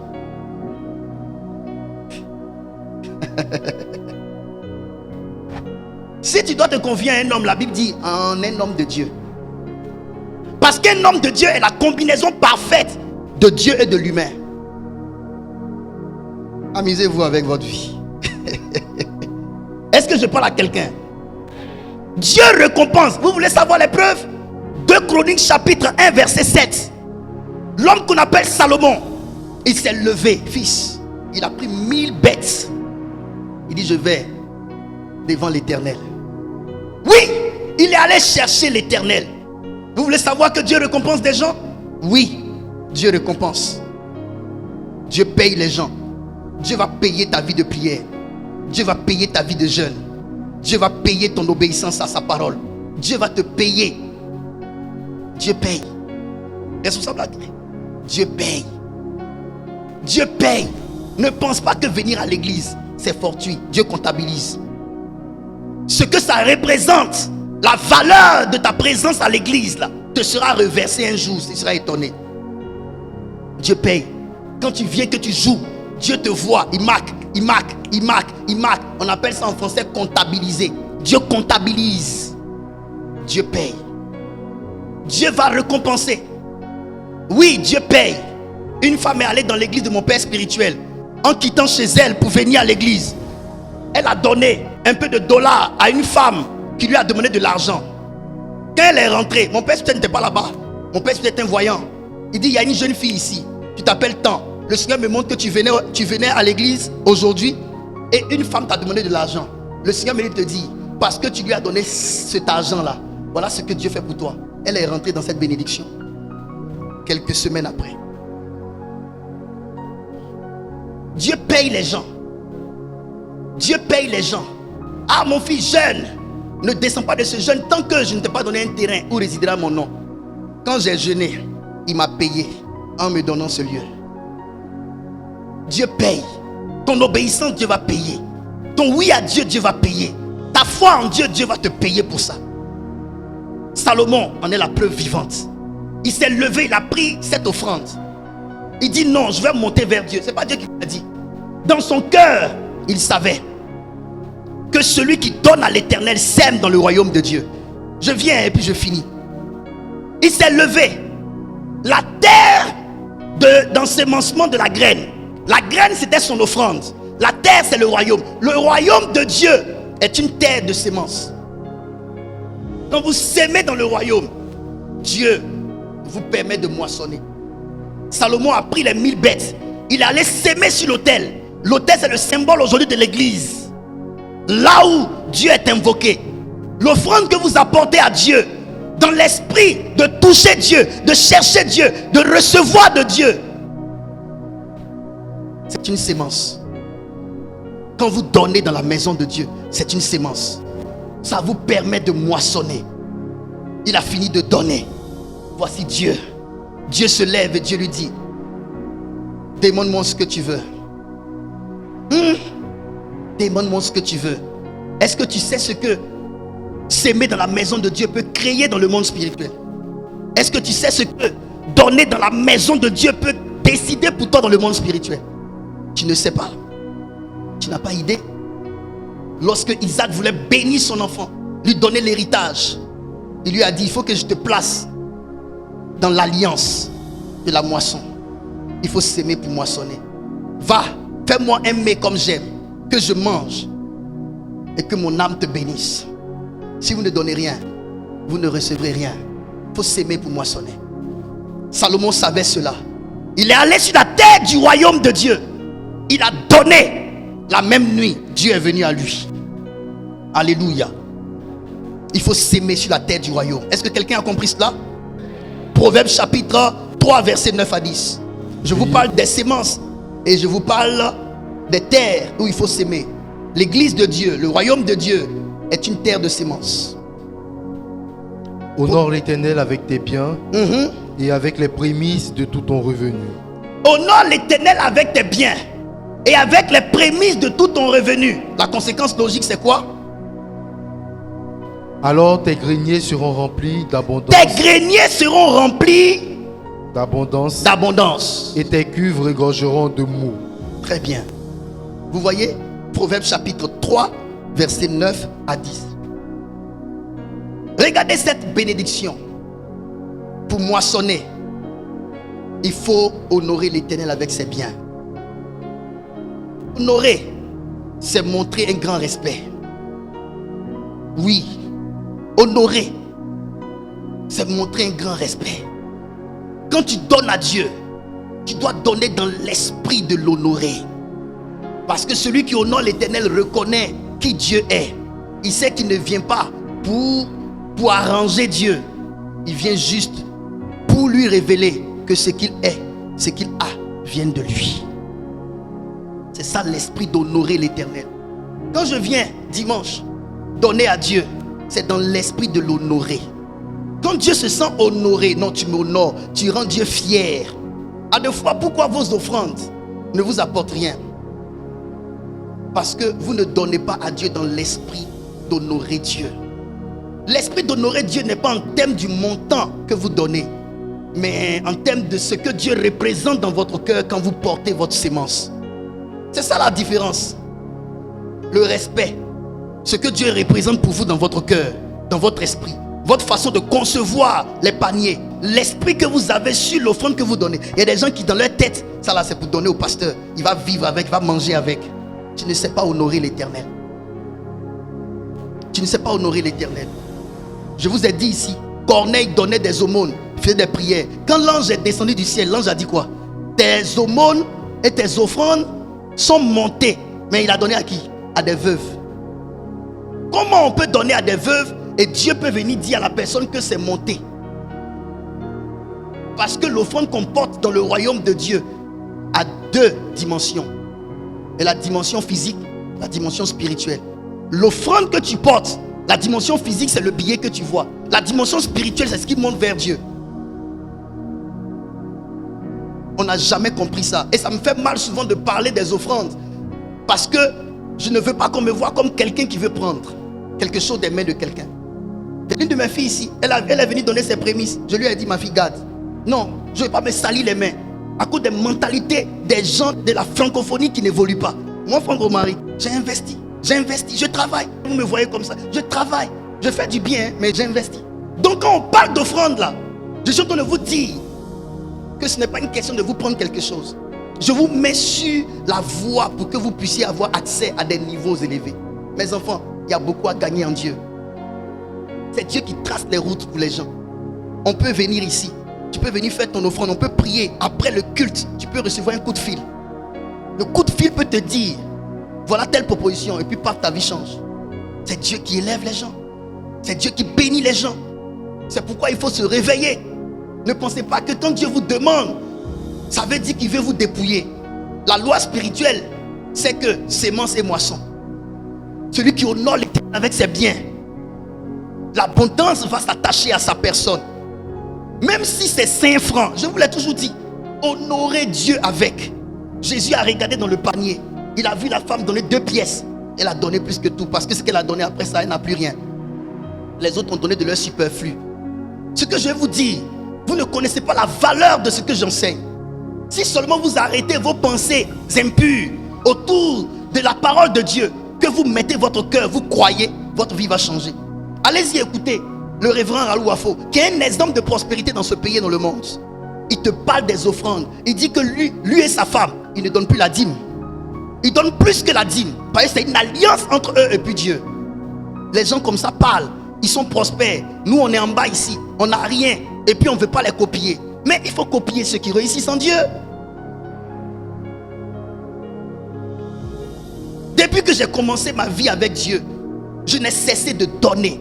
Parce que j'ai vu, il n'y a pas une terre de bénédiction plus que la terre du royaume de Dieu. Donner à Dieu, donner à un homme de Dieu, ce n'est pas n'importe quoi. Tu reçois la prière. Quand Jacob est venu donner à manger à son père, et quand son père s'est levé, ce qu'il a dit sur lui, c'est ce qui a changé sa vie. À deux fois, vous ne savez pas vous lever pour provoquer le ciel. Le ciel se provoque. C'est comme ça on fait pour gagner des choses dans le monde spirituel. Le ciel qui est ouvert sur nous là, c'est pour notre bien.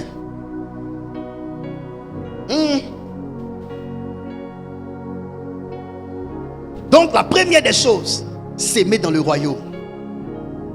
C'est ça qui te permet de moissonner. Tes 1000 francs, ton offrande, tes dîmes. Il faut que dans ta tête tu saches que tu es en train d'honorer l'Éternel. Demain tu te mets à genoux. Seigneur, souviens-toi quand je t'ai donné les dîmes et les offrandes. Ouvre les écluses des cieux pour moi. Il va ouvrir les écluses des cieux. Ayez confiance. Deuxième terme de sémence, faire des dons. Faire des dons. Proverbe 11, 24. Tel qui donne libéralement s'enrichit. On moissonne toujours quand on donne libéralement. Les dons qu'on fait, tu donnes libéralement de tout ton cœur. Tu vois ton frère Vanier, tu lui donnes. Ah mon frère, je sens dans mon cœur de te donner 5 000. Tu lui donnes. Ah mon frère, merci, hein, que Dieu te bénisse. Tel qui donne libéralement s'enrichit. Les gens ne savent pas ça. Vous ne voyez pas les musulmans? C'est cette loi-là qu'ils appliquent. Même dans la religion musulmane, il est autorisé qu'il y ait des mendiants devant la mosquée. Et quand ils passent, ils donnent. Ça ouvre des portes spirituelles. C'est pour cela que je vous enseigne toutes ces choses. Mais souvent c'est tellement chaud que vous préférez ne pas faire ça. Je vous dis, quand vous avez besoin que Dieu desserre un peu, prenez de ce que vous avez. Donnez. Donnez même à une veuve. Donnez. Ça va vous sauver de beaucoup de choses. Vous ne savez pas faire ça. Vous, tout ce que vous avez, vous voulez mettre dans votre bouche. Vous voulez mettre dans vos vêtements. Moi, Franck Romaric, je suis un homme de sacrifice. Tel qui donne libéralement s'enrichit. Galates chapitre 6, verset 9. Si vous comprenez ces messages, votre vie va changer, je vous assure. Galates chapitre 6, verset 9. Je lis la parole. Oui, vas-y, accuse Jésus. Ne nous lassons pas de faire le bien. Ne nous lassons pas de faire le bien. Car nous moissonnerons au temps convenable si nous ne nous relâchons pas. Ne nous lassons pas de faire le bien. Car nous moissonnerons au temps convenable si nous ne nous relâchons pas. C'est conditionné. Donc, faire le bien te donne droit à une moisson, à condition que tu ne te relâches pas. Vous voyez pourquoi Satan, il emmène les gens à être ingrats, juste pour que tu ne puisses pas moissonner quand tu fais le bien. Ce n'est pas qu'il annule le bien que tu as fait, non. Mais il sait que dans la loi de Dieu, la moisson est attachée au fait que tu ne te relâches pas de faire le bien. Tu ne dois pas te relâcher. Vous comprenez? De la même manière que la Bible dit, celui qui se relâche dans son travail est frère de celui qui le détruit. Ainsi, celui qui se relâche dans le bien qu'il fait est frère de celui qui détruit la moisson, de celui qui fait le bien.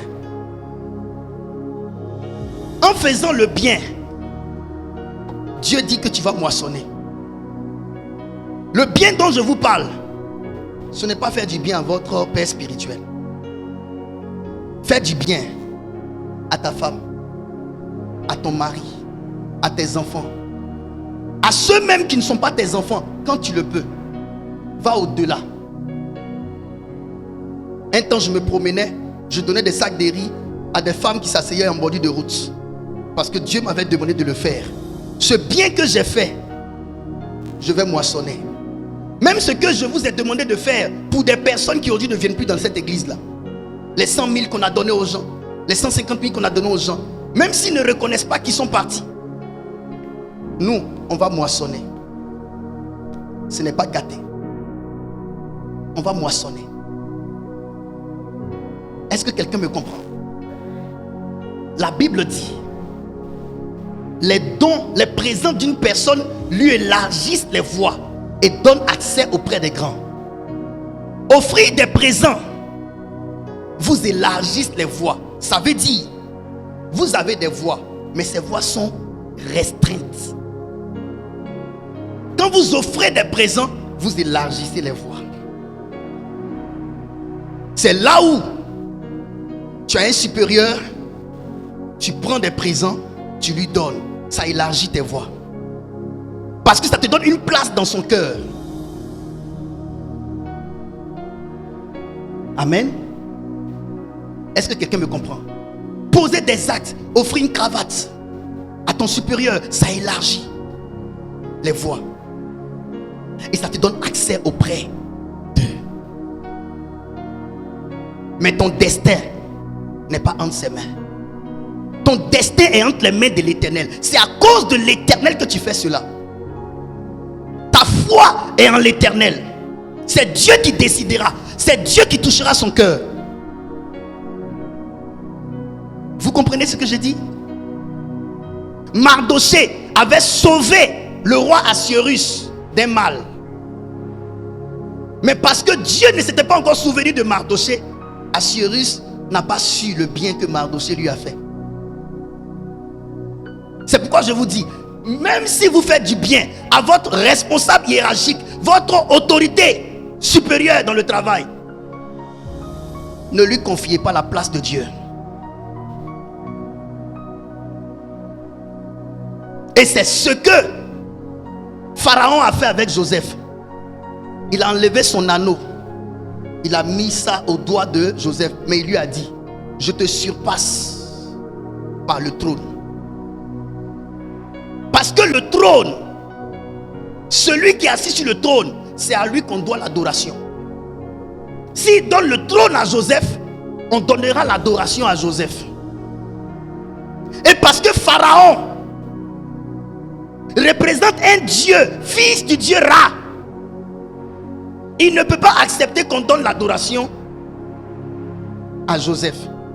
S'il donne le trône à Joseph, il donnera l'adoration à Joseph. Ça veut dire quoi?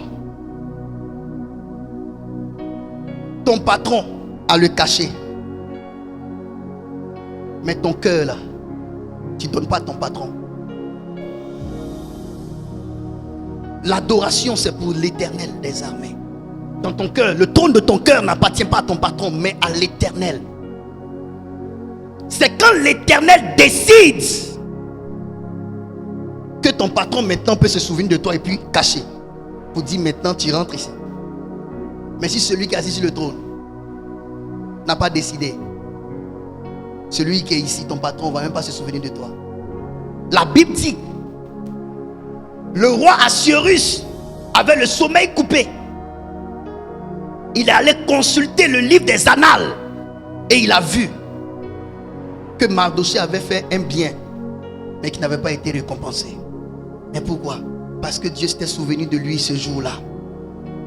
C'est quand Dieu va se souvenir de vous que vos bonnes œuvres que vous avez faites dans l'entreprise vont remonter à la mémoire de vos supérieurs. Ne donnez pas la place de Dieu à votre supérieur.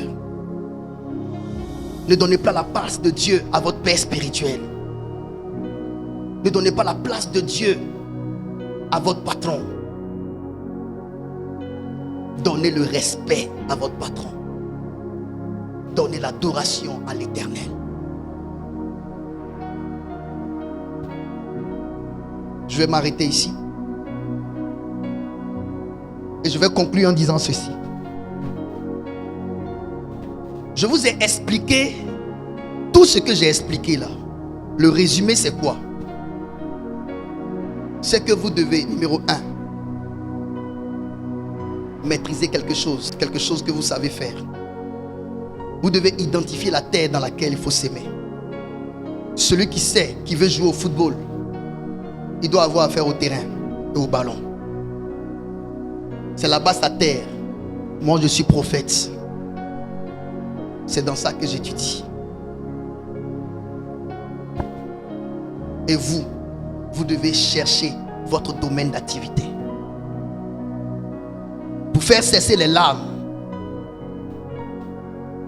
il faut que vous découvriez en vous une capacité, un don, un talent. Peut-être que le dimanche prochain, je parlerai des dons et talents. Pour que vous découvriez en vous ce que Dieu a mis en vous.